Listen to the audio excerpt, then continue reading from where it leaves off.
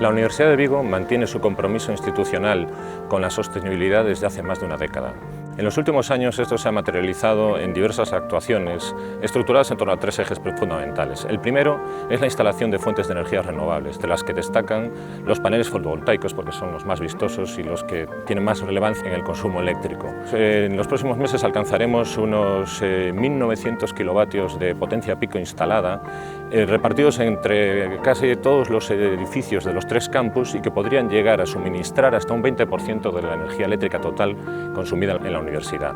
También es importante destacar las instalaciones geotérmicas, 8 instalaciones geotérmicas con una potencia de hasta 1.500 kilovatios y 2 instalaciones de biomasa, ambas para calefacción, como las geotérmicas, con una potencia total de hasta 2.000 kilovatios. En segundo lugar, se han llevado a cabo planes de ahorro y eficiencia energética estructurados en torno a dos líneas fundamentales. Por un lado, mejorar la eficiencia energética de los edificios y, por otro lado, concienciar a los usuarios de la importancia de que todos participemos de ese ahorro energético. En tercer lugar, la Universidad de Vigo tiene 114 hectáreas de superficies verdes, de las que 83 hectáreas son superficies arboladas. Y además mantenemos un especial cuidado de que estas superficies arboladas conserven especies autóctonas. Estamos orgullosos de haber recibido este reconocimiento que reafirma nuestra convicción en todas estas políticas.